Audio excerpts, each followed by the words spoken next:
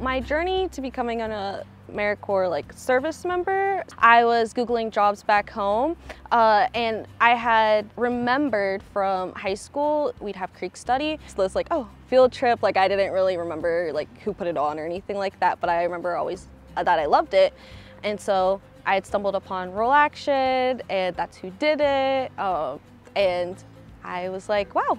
This is perfect. One of the programs that CFI would have down in Athens is the donation station. The donation station is just people feeding people.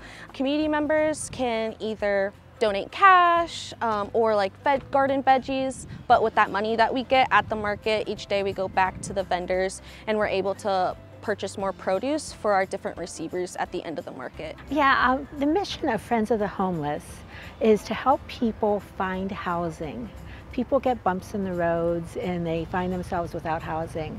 I learned about the donation station. It was interesting because we have a booth at the farmers market, and lo and behold, so did you. And I was just walking around and just popped in because I thought, oh, AmeriCorps, you know, and it looked familiar. And so I started to ask questions, and then they asked, would you like produce?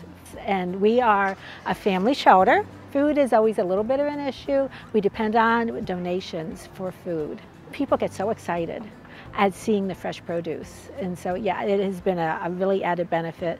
And plus, we have young children there, so they see their role models getting excited about fruits and vegetables. Yay! When looking at what Athens had and what CFI was building off of, we have all those same ingredients here in Tuscarawas County. So we have a thriving farmers market. We have a thriving produce auction down in Pioli. We also have a lot of orgs doing a lot of good work trying to, help people in need, specifically around food access and food security. So we had all the right ingredients, and I just really felt that one of the ways that we could get more people to connect and just cross-pollinate ideas was the donation station.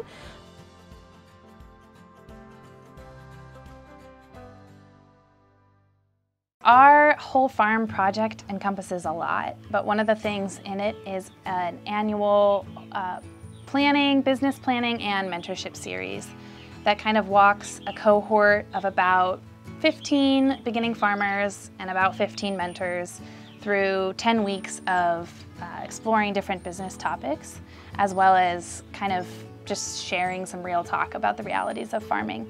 We live near Dresden, Ohio, and we've been forest farming for 6 or 7 years now.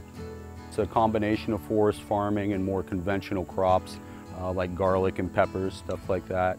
Jan and I both have always had an interest in growing plants, in a garden, flowers, house plants, that type of thing. And that just gradually grew. I honestly couldn't tell you where I first learned about ginseng and how that original seed got germinated in my mind. We've also worked quite a bit with Rural Action, and through different workshops and conferences that they've hosted, that's kind of where we got our initial knowledge base on the whole forest farming aspect of our operation. I am also a beginning farmer. I raise grass-fed and finished beef here on my family's property outside of Athens. I think it's the reason that our beginning farmer work is so close to my heart, because I play this role at Rural Action to facilitate our programs and to bring experienced farmers to the table. There's quite a community with forest farming. A lot of people aren't familiar with it, but once you start becoming interested in it, you learn there's quite a community around it.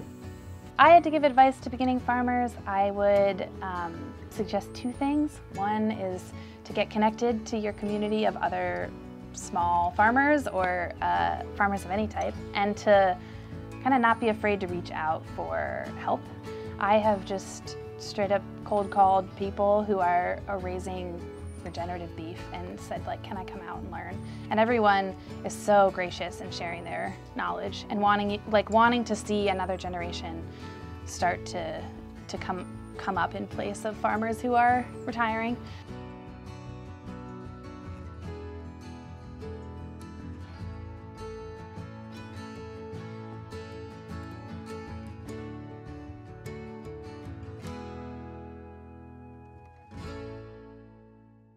I started Appalachian Understories because I saw a lot of my classmates from Hawken College graduating and leaving to go to large tourist destinations throughout America and even abroad. And those are all wonderful and great places, but I didn't want to leave. I wanted to stay here and recreate in this area and connect people to the community that I felt a part of. So that's what sparked the idea for me. So I grew up in Hocking County. Both sides of my family are coal miners. Other people in that family lived in the 1800s and on from Nelsonville area. So very close ties to this area for many generations, about almost 200 years. I just love telling the story of this region where I'm from and my ancestors are from. So Appalachian understories, the word understory is an ecological term that refers to a layer of the forest. So there's the forest floor, the understory, and the canopy. So the pawpaw tree is an example of an understory species. And it also depicts the types of stories that we tell on our tours. But we also want to attract visitors to the region and really highlight the assets of our community, the natural and historical stories. And we're able to do that by paying local historians and naturalists to tell their stories of the places we visit. Because I worked with an intern, she was an outdoor rec student at OU, Brianna Jarvis, and she's from Albany. And I said, you know, if you'd like to host a tour, we could do that together. And she's like, oh, I'll do it about my hometown, which was really exciting. So then she ended up talking with her grandparents, and she went into her grandma's basement and found these old pictures of Albany and was listening to their stories and gathering information, and she did part of the presentation at the coffee shop. And I think that really captured what we're trying to do, is we're telling these stories to the general public, but we're also sparking interest for the next generation, which I think is really important. Seeing how people interact with our land and our landscape, whether it's ancient people, you know, here at this mound, you know, and talking about that, or whether it is about coal mining in, you know, the 19th and then 20th century, or even I like to talk about the factory, all the factories that moved in after the mines closed in the mid 20th century and have now left. That's going to be something historically that we're going to want to talk about. There were so many languages spoken here and such a diverse culture here that developed, and you know, we aren't like everywhere else in Appalachia. This place, you know, Appalachia is so wonderful and diverse. It's incredibly diverse. And Southeast Ohio is part of that. We have our own story.